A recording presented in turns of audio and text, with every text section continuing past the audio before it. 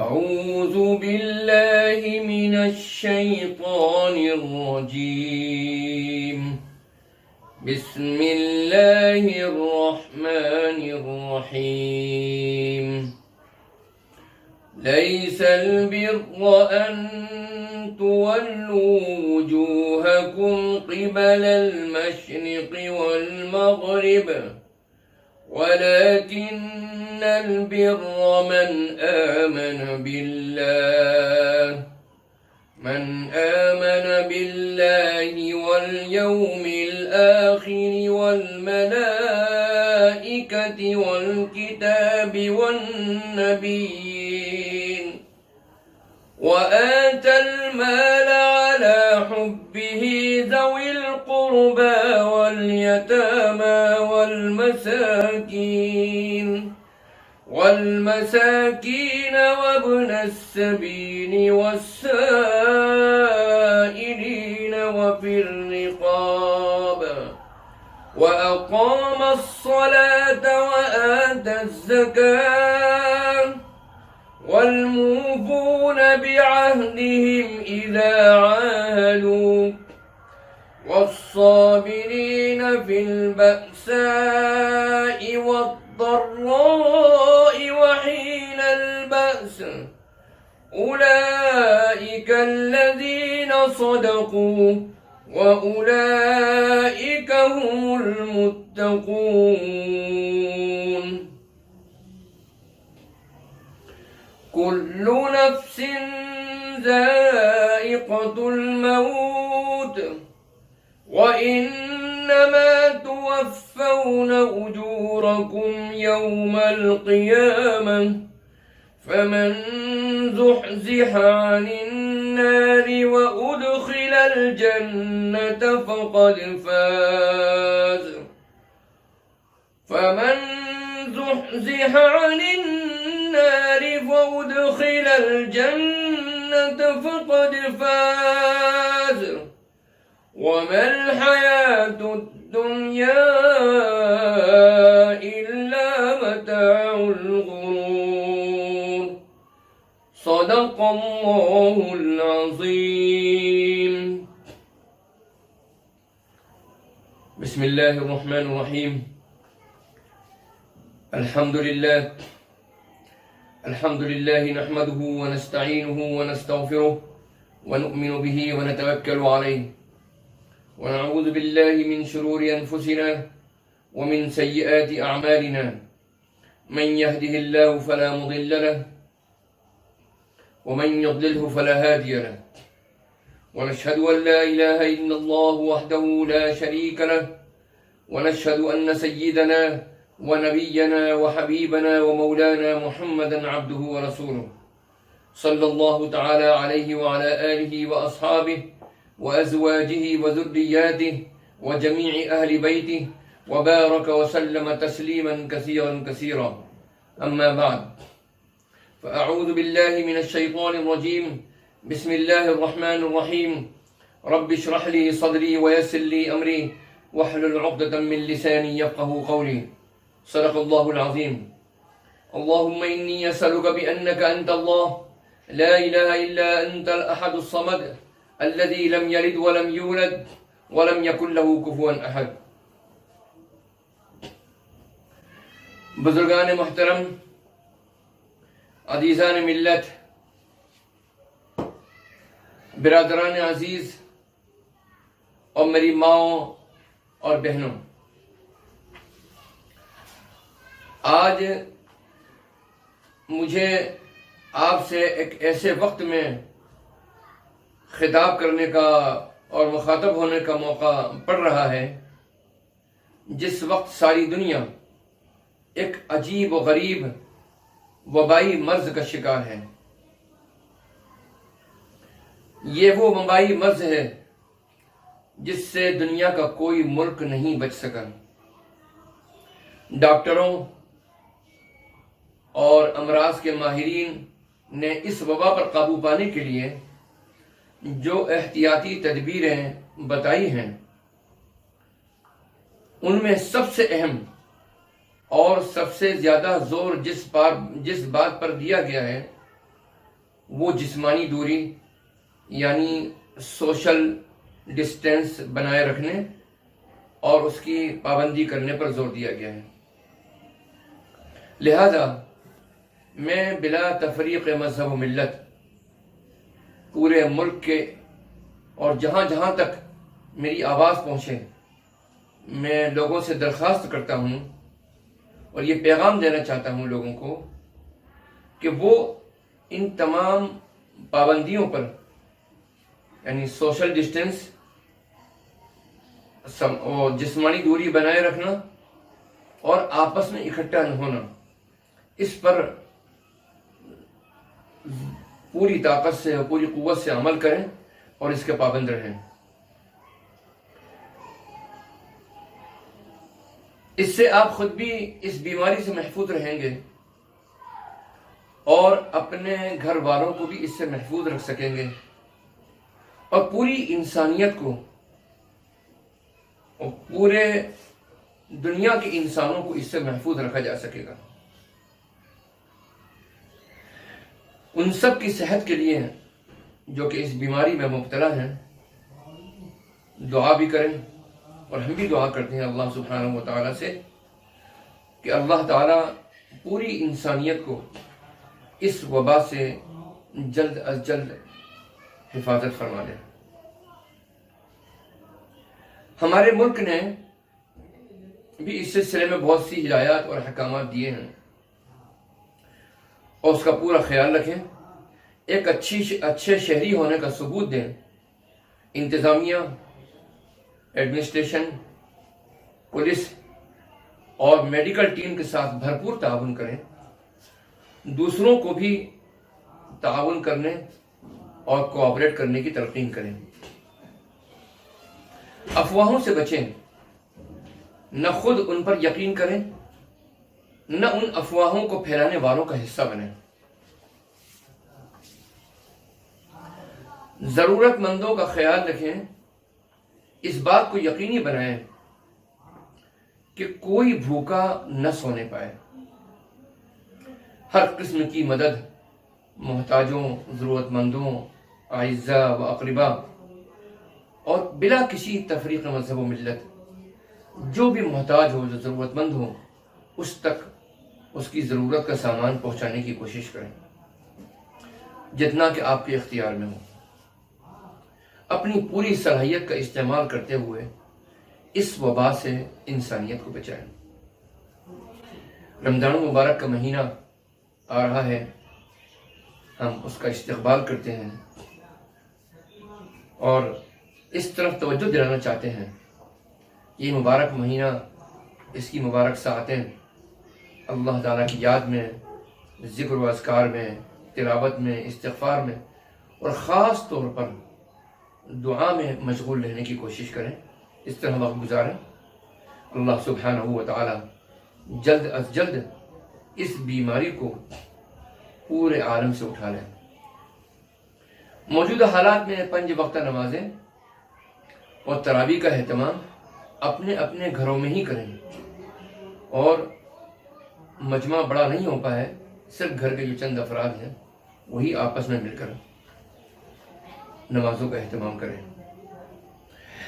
عید کے لیے نئے کپڑوں پر خرچ کرنے کے بجائے ان پیسوں کو بچائیں اور ان پیسوں کا استعمال جو کہ آپ عید کے موقع پر کرنا چاہتے تھے محتاجوں، غریبوں اور ضرورت مندوں کی ضروریات اور ان تک ان کی ضروری دوائیں اور کھانے پینے کے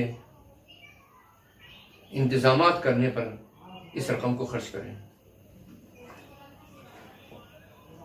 حضرات محترم اور میری ماؤں بہنوں، ایک عالم دین ہونے کی حیثیت سے میری یہ ذمہ داری بنتی ہے کہ آپ حضرات کو قرآن و حدیث کی روشنی میں جو میں نے باتیں کہی ہیں اس کا مزید خلاصہ آپ کے سامنے کروں۔ ہم اور آپ سب جانتے ہیں کہ اسلام دین فطرت ہے اور ایک مکمل دین ہے اور زندگی کا ایک مکمل ضابطہ ہے جس پر چل کر اور جس کی ہدایات پر عمل کر کے دنیا کو بھی اچھا بنایا جا سکتا ہے اور آخرت میں بھی اللہ کی رضا اور خوشنودی حاصل ہو سکتی ہے اور اللہ کا قرب حاصل ہو سکتا ہے. اور انسان کی رہنمائی یہ دین اور یہ مذہب اسلام زندگی کے ہر موڑ پر کرتا ہے. انسان کی ذاتی زندگی ہو، سماجی زندگی ہو، گھر کے اندر کی زندگی ہو، گھر کے باہر کی زندگی ہو، خوشی کا موقع ہو، غمی کا موقع ہو، کاروبار کی زندگی ہو، معاملات ہوں، عبادات ہوں، زندگی کا کوئی موڑ ایسا نہیں ہے کہ جس میں دین اسلام نے ہماری رہنمائی نہ کی ہو، اور جس کے ذریعے جن ہدایات پر عمل کر کے ہم بڑی سے بڑی مشکل کا کامیابی کے ساتھ میں سامنا کر سکتے ہیں اور اس مشکل سے باہر آ سکتے ہیں. آج پوری دنیا میں کرونا وائرس کا جو ایک بحران چھایا ہوا ہے، جو سنکٹ ہے، اس سلسلے میں ہم قرآن اور حدیث کی روشنی میں رہنمائی حاصل کرنے کی کوشش کرتے ہیں. اللہ سبحانہ و تعالی قرآن کریم میں ارشاد فرماتے ہیں وَلَا تَقْتُلُوا وَلَا تُلْقُوا بِأَيْدِيكُمْ إِلَى التَّهْلُكَةِ، تم اپنے آپ کو ہلاکت میں مت ڈالو. یہ سورہ بقرہ کی 195 آیت ہے. دوسری جگہ سورہ نساء میں آیت نمبر 29 میں اللہ تعالیٰ کا ارشاد ہے وَلَا تَقْتُلُوا أَنفُسَكُمْ إِنَّ اللَّهَ كَانَ بِكُمْ رَحِيمًا، اور تم اپنے آپ کو قتل مت کرو اور بے شک اللہ سبحانہ تم پر نہایت رحم کرنے والا ہے. ان دونوں آیات مبارکہ سے یہ بات ثابت ہو جاتی ہے کہ ہم کو ان تمام اسباب سے اور ان چیزوں سے بچنا چاہیے اور دور رہنا چاہیے جو انسان کی جان کے لیے خطرہ بن سکتے ہیں. حضرات، یہ دنیا دار الاسباب ہے. اس لحاظ سے اسباب مرض سے اجتناب ضروری ہے. یعنی جن چیزوں سے ہر وہ چیز جس سے بیماری پیدا ہو سکتی ہو یا بڑھ سکتی ہو، اس سے بچنا ہم سب کے لیے لازم ہے اور ضروری ہے. اور احتیاطی تدابیر برتنے کا شریعت میں باقاعدہ اور باضابطہ حکم دیا گیا ہے. بخاری شریف اور مسلم شریف کی حدیث ہے کہ رسول اللہ صلی اللہ علیہ وسلم نے ارشاد فرمایا لا یورد ممرض علی مصح، بیمار اونٹ کو تندرست اونٹ کے پاس مت لے جاؤ. ایک دوسری حدیث میں رسول پاک صلی اللہ علیہ وسلم نے ارشاد فرمایا فر من المجذوم کما تفر من الاسد. جذامی یعنی جس کو کوڑ ہوتی ہے، جسے لیپریسی کہتے ہیں، وہ شخص جس کو کوڑ ہو، جذام ہو، جذام کا مرض لاحق ہو، اس سے اس طرح بھاگو جس طرح تم شیر سے بھاگتے ہو. تعاون زدہ علاقے میں، جو کہ ایک وبائی مرض ہے، جس طریقے کے آج کے زمانے میں کرونا وائرس کا ایک وبائی مرض ہے، اسی طرح تعاون اور پلیگ بھی ایک وبائی مرض ہے. تو تعاون کے متعلق یعنی جہاں پلیگ پھیل گیا ہو، آمد رفت رکھنے اور میل ملاپ سے حدیث شریف میں منع کیا گیا ہے. ارشاد ہے اذا سمعتم بالطاعون بارض فلا تدخلوا عليه واذا وقع وانتم بارض فلا تخرجوا منها فرارا منه. یعنی جب تمہیں معلوم ہو کہ کسی جگہ طاعون ہے تو وہاں مت جاؤ، اور جہاں تم ہو وہاں اگر پلیگ اور طاعون پھیل جائے تو تم اس بستی سے باہر مت نکلو، اسے چھوڑ کر مت جاؤ. ایک مرتبہ کا واقعہ ہے کہ قبیلہ ثقیف کے ایک شخص جن کو جذام کا مرض لاحق تھا، حضور پاک صلی اللہ علیہ وسلم کی خدمت میں بیعت اسلام کے لیے آنا چاہ رہے تھے. آپ صلی اللہ تعالی علیہ وسلم نے احتیاطی تدبیر کے بطور اس کے اختلاط سے منع کرتے ہوئے اسے بالمشافہہ بیعت کرنے کے بجائے غائبانہ بیعت فرما دی اور اسے گھر واپس کر دیا۔ حدیث شریف میں اس طرح کے الفاظ ہیں، کان فی وفد ثقیف رجل مجزوم فارسل الیہ النبی صلی اللہ تعالی علیہ وسلم انا قد بایعناک فارجع۔ ان احادیث میں سوشل ڈسٹینس اور لاک ڈاؤن کی طرف واضح ہدایت اور آج سے 1400 سال پہلے ہی ہم کو دے دی گئی تھی۔ حضرت عمر رضی اللہ تعالیٰ عنہ کے دور خلافت میں شام میں ایک علاقے امواس میں طاعون یعنی پلیگ کا مرض پھیل گیا۔ فوج شام کے لیے روانہ ہو چکی تھی۔ جب حضرت عمر رضی اللہ تعالیٰ عنہ کو طاعون کی اطلاع ملی تو آپ نے صحابہ کرام سے مشورے کے بعد میں فوج کو واپس بلا لیا اور شام میں داخل ہونے سے منع فرما دیا۔ ایک موقع پر حضرت عبد الرحمن بن عوف رضی اللہ تعالیٰ عنہ جو کہ ایک جلیل القدر صحابی ہیں، انہوں نے فرمایا کہ میں نے رسول اللہ صلی اللہ تعالیٰ علیہ وسلم کو فرماتے ہوئے سنا ہے۔ آپ صلی اللہ علیہ وسلم نے فرمایا، جب تم طاعون کے متعلق سنو یعنی پلیگ کے متعلق سنو کہ وہ فلاں قوم کے علاقے میں ہے تو تم وہاں مت جاؤ، اور جب وہ کسی علاقے میں نمودار ہو جائے اور تم وہاں موجود ہو تو اس سے بھاگ کر نہ نکلو۔ بخاری شریف کی حدیث ہے کہ حضرت ام المؤمنین حضرت عائشہ رضی اللہ تعالی عنہا سے روایت ہے کہ انہوں نے فرمایا کہ میں نے ایک مرتبہ رسول اللہ صلی اللہ علیہ وسلم سے طاعون کے متعلق دریافت کیا۔ میرے پوچھنے پر آپ صلی اللہ علیہ وسلم نے فرمایا کہ وہ ایک عذاب ہے، جن پر چاہتا ہے اللہ اس کو مسلط کر دیتا ہے، اور مسلمان کے لیے اللہ تعالیٰ اسے باعث رحمت اللہ تعالیٰ نے بنا دیا ہے۔ جب کہیں طاعون پھیلے تو جو بھی مسلمان اپنے اس شہر میں صبر کر کے بغیر ثواب قیام کرے، نیز اس کا یہ اعتقاد ہو کہ اللہ تعالیٰ نے جو مصیبت قسمت میں لکھ دی ہے وہی پیش آئے گی، اللہ کے یہاں اسے شہید کا ثواب ملے گا۔ حضرت انس بن مالک رضی اللہ تعالی عنہ سے روایت ہے کہ نبی کریم صلی اللہ تعالی علیہ وسلم نے فرمایا، طاعون کی موت ہر مسلمان کے لیے شہادت کا درجہ رکھتی ہے۔ میرے عزیزوں اور دوستوں، ماؤں بہنوں، ہمارے جاننے والے یا جاننے والے جو نہ ہوں، وہ اگر ایمان کی حالت میں اس بیماری میں مرے ہیں اور وفات پا چکے ہیں تو اللہ تعالیٰ کی ذات پر یقین رکھنا چاہیے کہ اللہ ان کو شہادت کا مرتبہ نصیب فرمائے گا۔ لیکن اس سے بچنے کی جو بھی تدبیر احادیث مبارکہ میں بتائی گئی ہے اس پر بھی ضرور عمل کریں تاکہ یہ بیماری پر قابو پایا جا سکے۔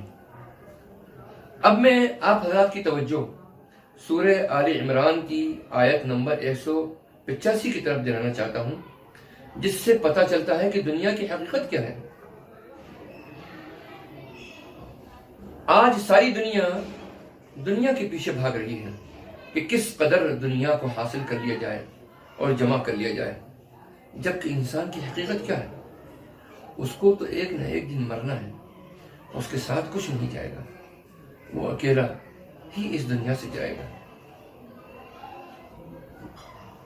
آپ کے ساتھ نہ مال جائے گا نہ دولت جائے گی، آپ کے ساتھ آپ کے اعمال جائیں گے۔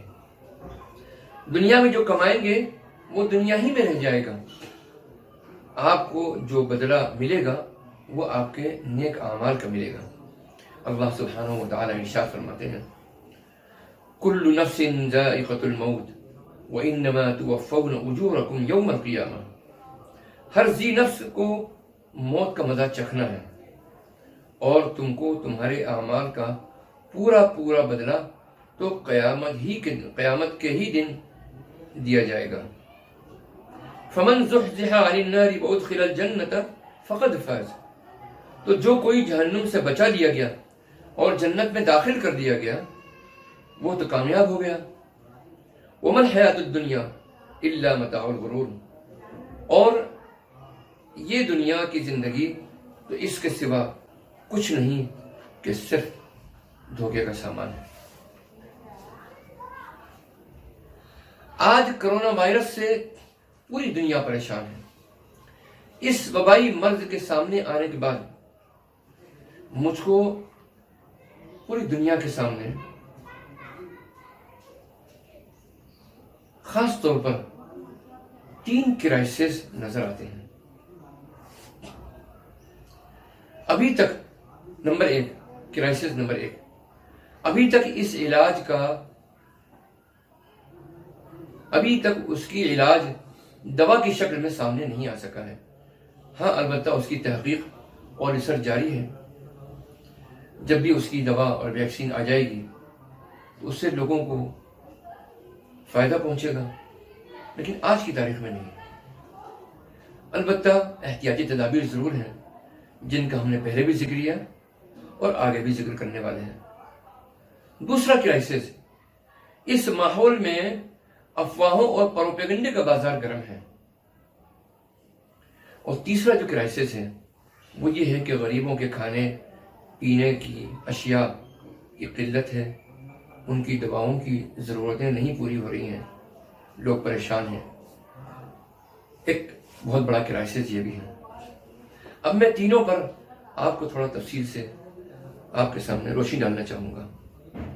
پہلی پریشانی جس کا میں نے ذکر کیا کہ اس بیماری کا ویکسین اگرچہ ابھی تک تیار نہیں ہو سکا، لیکن اس کی احتیاطی تدابیر کا میں نے ذکر کیا جو آج سے 1400 سال پہلے اسلام نے ہم کو بتا دی ہیں، اور اس سلسلے میں نے مختلف احادیث مبارکہ کا بھی ذکر کیا جن سے یہ ثابت ہوتا ہے کہ رسول اللہ صلی اللہ تعالیٰ علیہ وسلم نے اس بستی میں جانے سے منع فرمایا ہے جہاں طاعون، پلیگ وغیرہ یا وبائی امراض پھیل گئے ہوں، یعنی جسمانی دوری جسے سوشل ڈسٹینس کہا جاتا ہے آج کی تشریح میں۔ اور یہ بھی حکم فرمایا کہ اگر جس بستی میں تم موجود ہو اور وہاں وبائی مرض پھیل جائے تو اس بستی میں ہی رہو، اس بستی کو چھوڑ کر نہ جاؤ، جسے صاف طور پر لاک ڈاؤن کی طرف اشارہ کیا گیا ہے۔ اگر اس کی پابندی کر لی جائے ان 2 چیزوں کی تو انشاءاللہ اس تدبیر کا فائدہ ہوگا اور اس وبا کے پھیلنے پر قابو پانے میں مدد ملے گی انشاءاللہ تعالی۔ میڈیکل سائنس کے ماہرین کا کہنا ہے کہ صفائی ستھرائی اور ہائیجین کا بہت خیال رکھا جائے، بار بار ہاتھ دھوئیں، منہ دھوئیں، آنکھ میں پانی ڈالیں اور اسی طریقے سے ناک میں پانی ڈالیں۔ میں سب حضرات سے جو میری بات سن رہے ہوں ان تک میں یہ بات پہنچانا چاہتا ہوں کہ اگر مسلمان نمازی ہے، اللہ کے فضل سے 5 وقت کی نماز کا پابند ہے، تو کم از کم 5 بار دن میں وہ وضو کرتا ہے، جس میں ہر وضو کے اندر منہ اور ہاتھ، پیر، ناک یہ سب دھوئے جاتے ہیں کم سے کم 3 مرتبہ۔ یہ تعلیم بھی ہم کو آج سے 1400 سال پہلے ہمارے دین اسلام نے ہم کو دے دی ہے، لہذا ہم کو اس پر عمل کرنا چاہیے۔ دوسرا کرائسس جس کا میں نے آپ سے ذکر کیا تھا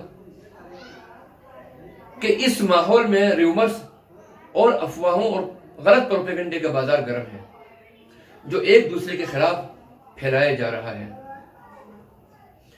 اس کی وجہ سے تمام طرح کی بدمزگیاں اور انتشار پھیل رہا ہے پورے معاشرے میں اور نتیجتاً معصوم لوگوں کو نقصان ہو رہا ہے۔ آئیے اس سلسلے کے اندر قرآن و حدیث کی روشنی میں ہم کو رہنمائی حاصل کرنا چاہیے۔ ہمارا دین اسلام یہ حکم دیتا ہے کہ جھوٹی خبروں کی تحقیق کر لیا کرو، ان پر یقین مت کیا کرو۔ سورۃ الحجرات کی آیت نمبر 49 میں اللہ تعالیٰ ارشاد فرماتے ہیں، یا ایھا الذین آمنوا ان جاءکم فاسق بنبأ فتبینوا ان تصیبوا قوما بجہالۃ فتصبحوا علی ما فعلتم نادمین۔ یا ایھا الذین آمنوا ان جاءکم فاسق بنبأ فتبینوا ان تصیبوا قوما بجہالۃ فتصبحوا علی ما فعلتم نادمین۔ اے ایمان والو، اگر تمہارے پاس کوئی گناہگار خبر لے کر آئے تو تحقیق کر لو کہ کہیں کسی قوم پر نادانی سے ظلم نہ کر بیٹھو، پھر کل کو اپنے کیے پر تم کو پچھتانا پڑے۔ تو یہاں جھوٹی خبروں کی تحقیق کرنے کا ہم کو حکم دیا گیا ہے۔ ہمارے اوپر واجب ہے کہ ہم کسی بھی خبر کو آگے بڑھانے سے پہلے یا اس پر یقین کرنے سے پہلے ہم پہلے تحقیق کر لیا کریں۔ اور یہ بات عام طور پر دیکھی گئی ہے کہ اکثر نزاعات، مناقشات اور جھگڑے اور انتشار کی ابتدا جھوٹی خبروں ہی سے ہوا کرتی ہے۔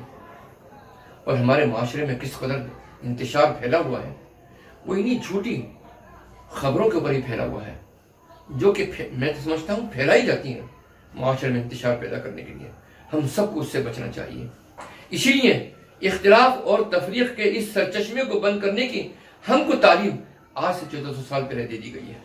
یعنی کسی خبر کو یوں ہی بے تحقیق کو قبول نہ کر لو، لہذا سنی ہوئی بات بغیر تحقیق کے کہہ دینا سخت منع ہے۔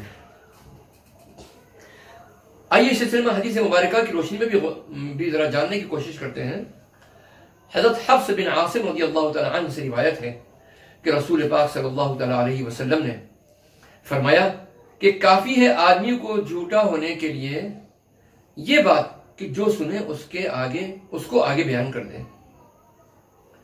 اور ایک موقع پر حضرت عثمان نہدی رضی اللہ تعالی عنہ نے سے روایت ہے کہ حضرت عمر رضی اللہ تعالی عنہ نے فرمایا کہ کافی ہے آدمی کو اتنا جھوٹ کہ کہہ ڈالے جو بات سنے۔ یعنی آدمی کو کوئی جھوٹ کی خبر ملے تو اس کو دوسروں کو نہیں کہنا چاہیے۔ اب ان حالات میں ہم مسلمان دو طرف سے ایک طریقے سے زیادتی کا شکار ہو رہے ہیں۔ ایک تو مسلمانوں کے خلاف پروپیگنڈا ہو رہا ہے کہ یہ گندے رہتے ہیں، جراثیم پھیلاتے ہیں، ان کی وجہ سے کرونا وائرس پھیل رہا ہے۔ حالانکہ یہ بات غلط ہے۔ اسلام کی تعلیم اور مسلمانوں کا روزمرہ کا عمل اس کے بالکل برخلاف ہے۔ اور میں سمجھتا ہوں کہ جو مسلمان اسلامی تعلیمات پر عمل نہیں کر رہے ہیں وہ اپنے ساتھیوں کو بھی بتانا چاہے کسی بھی مذہب سے تعلق رکھتے ہوں کہ وہ ان چیزوں پر عمل کریں تو انشاءاللہ اس مرض سے ان کی حفاظت ہوگی۔ تو یہ اسلام تو یہ کہتا ہے کہ پاکیزگی اور صفائی نصف الایمان ہے، اور اسی طریقے سے ہم کو تاکید کی جاتی ہے کہ ہم کھانے سے پہلے بھی ہاتھ دھوئیں اور کھانے کے بعد بھی ہاتھ دھوئیں۔ کھانے سے پہلے ہاتھ دھونے کا مطلب یہ کہ ہمارے ہاتھوں میں کوئی جراثیم ہے، جرم سے ہیں تو ہمارے ساتھ پیٹ میں نہ چلے جائیں۔ اور اسی طریقے سے اگر واش روم جانا ہے تو واپس آنے کے بعد بھی ہم کو ہاتھ 3 مرتبہ کم سے کم دھونا چاہیے۔ جب حکم دیا گیا 3 مرتبہ ہاتھوں کو دھونے کا حکم دیا گیا، تو یہ بات ذہن میں رہنی چاہیے۔ تو مسلمانوں کے متعلق یہ سمجھنا کہ ان کے اندر جو جراثیم ہیں نعوذ باللہ من ذالک اس کی وجہ سے گناہ کر رہا ہے۔ ہاں اگر کوئی بھی شخص کسی بھی مذہب سے تعلق رکھتا ہو، اگر وہ ان چیزوں پر عمل نہیں کرتا ہے، بے احتیاطی کرتا ہے، تو وہ کسی بھی مذہب کا ہو، وائرس اس کے ذریعے پھیل سکتا ہے اور آگے بڑھ سکتا ہے۔ لہذا اس سب کے لیے ہے یہ ضابطہ۔ دوسری طرف یہ پروپیگنڈا چل رہا ہے کہ یہ لوگ پکڑ رہے ہیں اور کرونا وائرس کے انجیکشن مسلمانوں کو لگا رہے ہیں، اور اس کی وجہ سے آپ نے دیکھا ہوا کتنا انتشار ہے کہ بھلے لوگوں کو جب یہ اطلاع ملتی ہے کہ ڈاکٹروں کی ٹیم آئی ہے تو ان کے ساتھ تعاون نہیں کرتے، اور اس کی وجہ سے اور اس پروپیگنڈے کی وجہ سے کہ مسلمانوں کے اندر کرونا کے انجیکشن لگائے جا رہے ہیں، تو یہ مسلمان ان کے اندر ایسا انتشار ہے کہ یہ دو طرفہ شکار ہے۔ تو افواہوں کا جو بازار گرم ہے اس کے نتیجے میں معصوم لوگوں پر ظلم ہو رہا ہے، ان کی جان، ان کے مال، ان کے بیوی بچوں اور ان کے اثاثوں، ان کے گھر، سب کو خطرہ لاحق ہو رہا ہے۔ لہٰذا میری ہر ہندوستانی شہری سے یہ درخواست ہے کہ خدا را اس چیز کو بدلیں، اس ذہن کو بدلیں، اور اس ملک کے امن کی خاطر ہم کو ان سب چیزوں سے بچنے کی کوشش کرنی چاہیے، اور اپنی جان و مال کے تحفظ کی خاطر بھی، اور اس ملک میں عام بے قصور لوگوں کی جان و مال کی حفاظت کی خاطر بھی ہم کو ان تمام چیزوں سے بچنے کی کوشش کرنی چاہیے۔ تو میں نے یہ کہا کہ یہ سب جھوٹ ہے اور فریب ہے، یہ دونوں پروپیگنڈے۔ یہ تو ایک بیماری ہے، اس کا علاج تدبیر سے ہوگا، دوا سے ہوگا۔ میں تمام لوگوں سے درخواست کرتا ہوں کہ وہ ان افواہوں میں نہ آئیں، اور اگر اس قسم کی چیزیں سنیں تو پہلے ان کی تصدیق کر لیں، ویریفائی کر لیں۔ اور اس طرح کی سینکڑوں مثالیں ہیں کہ کس طرح کرونا وائرس کا سہارا لے کر معصوموں کو بہکایا جا رہا ہے، ڈرایا جا رہا ہے، اور خوف ان کے اندر پیدا کیا جا رہا ہے۔ تو لہٰذا ہم کو ان چیزوں سے بچنا چاہیے۔ اور تیسرا کرائسس ہے جس کا میں نے آپ کے سامنے ذکر کیا ابھی، وہ یہ ہے کہ ان حالات میں غریبوں اور محتاجوں کے درمیان اور ضرورت مندوں اور بیماروں کے درمیان کھانے پینے، اور تیسرا کرائسس ان حالات کے اندر یہ ہے، جیسا کہ میں نے آپ سے عرض کیا تھا اور اس طرف اشارہ بھی کیا تھا، وہ یہ ہے کہ ان حالات میں لاک ڈاؤن کی صورتحال میں، سچویشن میں غریبوں اور محتاجوں اور یہاں تک کہ بیماروں کے درمیان، میں تو یہاں تک کہتا ہوں کہ امیروں کے درمیان بھی گھر میں کھانے پینے کے سامان کی کمی اور دواؤں کی ضرورت کا احساس پایا جاتا ہے، اور ضرورت ہے۔ اب غریب تو ہر حالت میں ظاہر ہے کہ آدمی عام طور پر جانتا ہے کہ کون غریب ہے، ضرورت مند ہے، اپنے عزیز و اقارب کو جانتا ہے، لیکن امیر کے گھر تک کھانا کیسے پہنچے، اس کی ضروریات کی کیسے چیزیں کیسے پہنچیں، ایک امیر کو اس میں بڑا تأمل ہوگا اور اس کو جھجک محسوس ہوگی کسی کے سامنے ہاتھ پھیلانے میں۔ یہ ہمارا اور NGOs کا کام ہے کہ ہم جس کو بھی ضرورت ہے، چاہے وہ کسی بھی مذہب کا ماننے والا ہو، کسی بھی قوم کا سے تعلق رکھتا ہو، ہم سب کو ایک انسانیت کے رشتے کی خاطر سب کا خیال رکھیں اور سب کو ان کی ضرورتوں کا سامان ان تک پہنچانے کی کوشش کریں۔ اس سلسلے میں قرآن کریم کی ایک آیات کی طرف میں آپ کو توجہ دلانا چاہتا ہوں، جو میں نے شروع میں اور ابتدا میں تلاوت کی تھی۔ اللہ تعالیٰ قرآن کریم میں ارشاد فرماتے ہیں: لَيْسَ الْبِرَّ أَن تُوَلُّوا وُجُوهَكُمْ قِبَلَ الْمَشْرِقِ وَالْمَغْرِبِ وَلَكِنَّ الْبِرَّ مَنْ آمَنَ بِاللَّهِ وَالْيَوْمِ الْآخِرِ وَالْمَلَائِكَةِ وَالْكِتَابِ وَالنَّبِيِّينَ وَآتَى الْمَالَ عَلَى حُبِّهِ۔ نیکی یہی نہیں ہے کہ تم اپنے چہرے مشرق و مغرب کی طرف پھیر دو، بلکہ نیکی تو اس کی ہے جو ایمان لائے اللہ پر، یوم آخرت کے اوپر، فرشتوں پر، کتاب پر اور نبیوں پر، اور وہ خرچ کرے مال اس کی محبت کے باوجود، یعنی مال کی محبت کے باوجود۔ علی حبہ میں جو ضمیر متصل ہے وہ اللہ کے لیے کی طرف نہیں لوٹ رہی ہے بلکہ مال کی طرف لوٹ رہی ہے، یعنی اس کو مال محبوب ہے پھر بھی وہ اللہ کی رضا کے لیے مال کو خرچ کرتا ہے۔ ذوی القربى والیتامى والمساکین وابن السبیل والسائلین وفی الرقاب، قرابت داروں یعنی رشتہ داروں، عزیز و اقارب، یتیموں، محتاجوں، مسافروں اور مانگنے والوں پر، اور گردنوں کے چھڑانے میں۔ معلوم ہوا کہ نیکی کے مظاہر میں اولین مظہر ایک انسانی ہمدردی ہے۔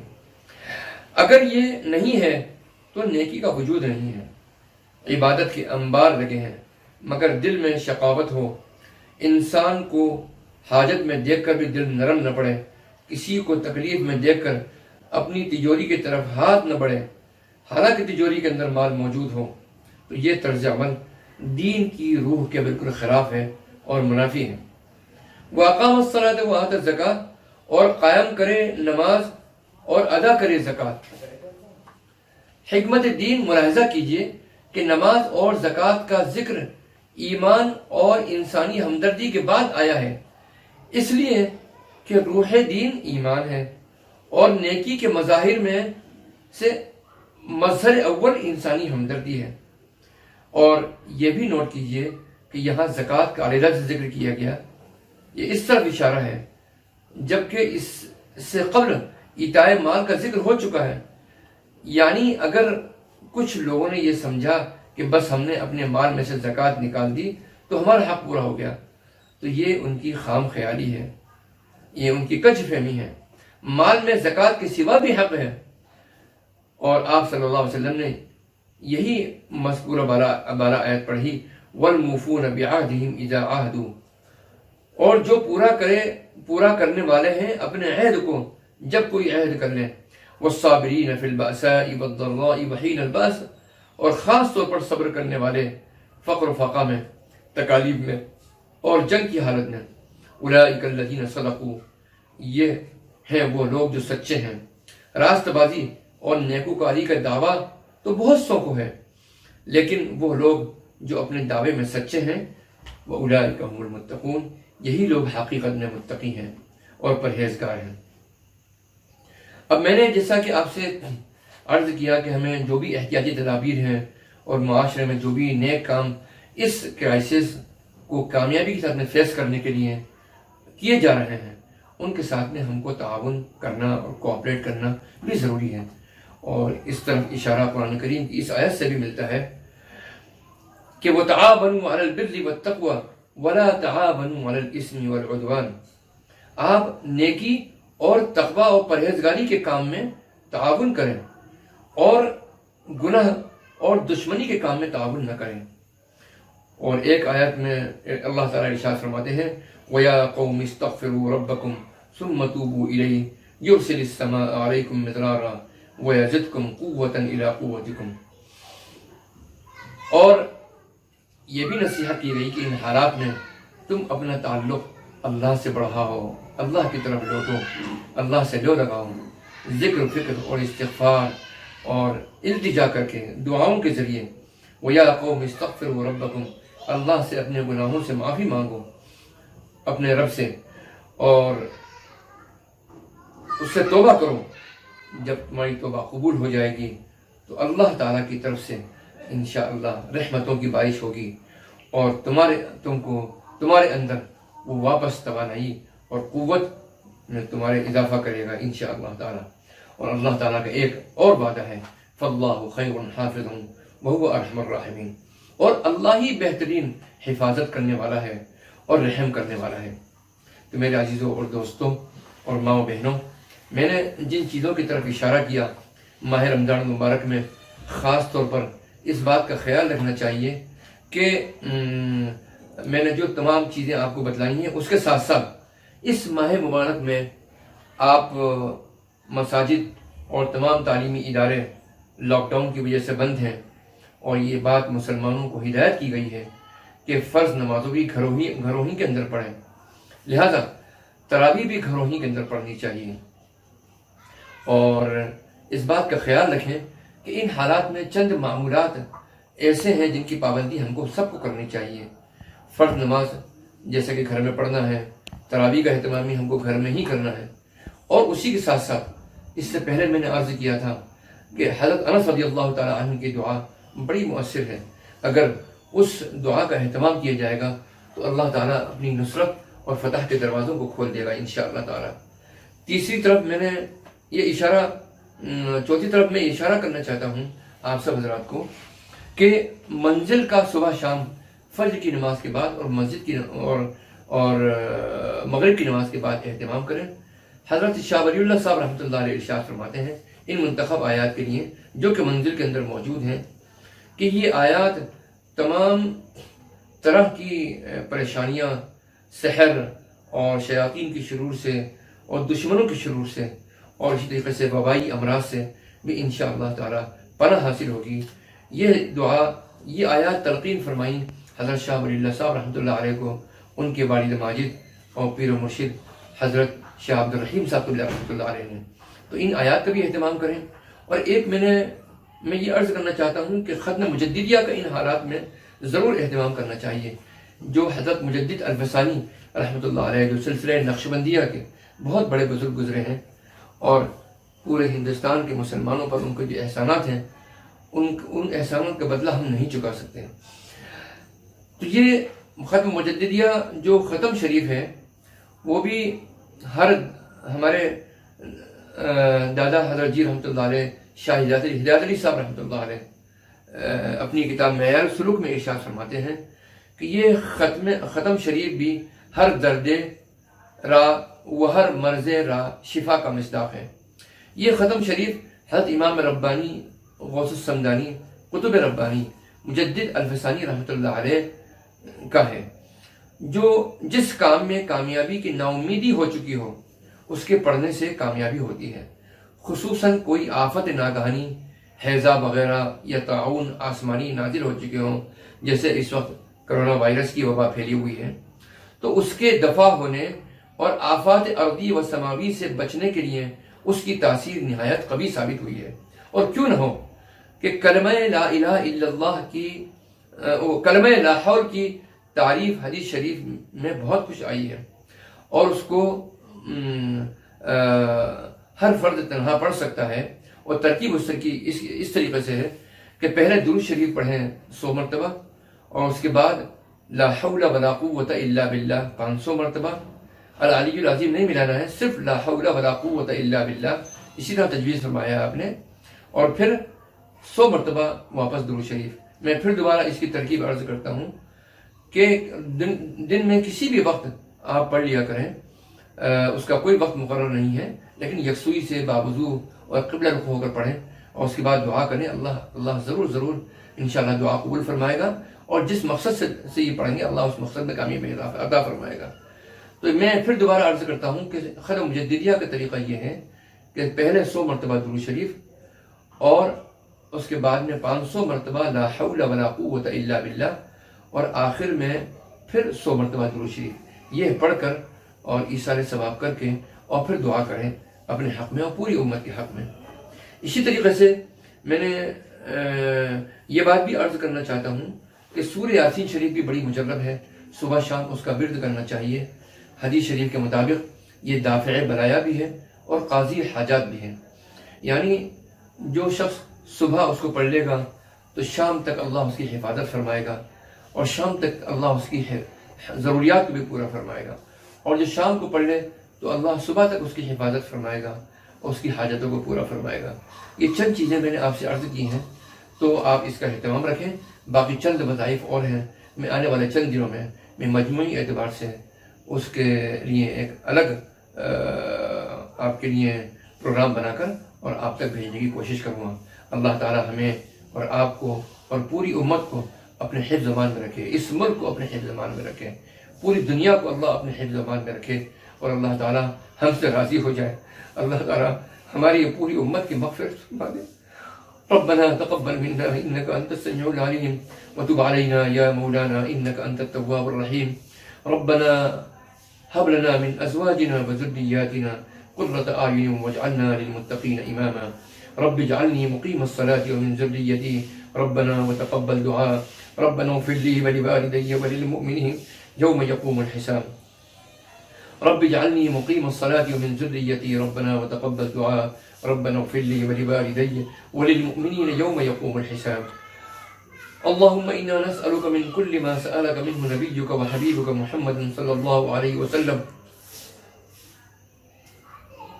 ونعوذ بك من شر ما استعاذك منه نبيك وحبيبك محمد صلى الله عليه وسلم، وأنت المستعان ولا حول ولا قوة إلا بالله۔ اللهم اهدنا فيمن هديت، وعافنا فيمن عافيت، وتولنا فيمن توليت، وبارك لنا فيما أعطيت، وقنا واصرف عنا شر ما قضيت، إنك تقضي ولا يقضى عليك، فإنه لا يذل من واليت ولا يعز من عاديت، تباركت ربنا وتعاليت، نستغفرك ونتوب إليك، وصلى الله على النبي الكريم۔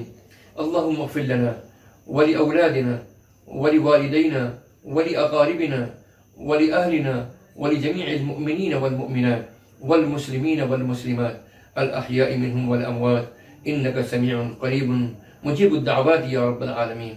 يا دائم النعم، يا باسط الرزق، يا باسط العطايا، يا دافع البلايا، يا موجودا عند الشدائد، يا رزاق برحمتك يا أرحم الراحمين۔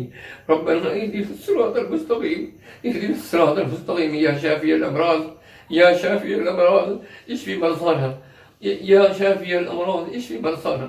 اللهم بارك لنا في إيماننا، اللهم بارك لنا في عمرنا، اللهم بارك لنا في رزقنا، اللهم احفظنا من كل بلاء الدنيا وعذاب الآخرة۔ ربنا تقبل منا إنك أنت السميع العليم، وتب علينا يا مولانا إنك أنت التواب الرحيم۔ وصلى الله تعالى على خير خلقه سيدنا محمد وعلى آله وأصحابه أجمعين۔ برحمتك يا ارحم الراحمين.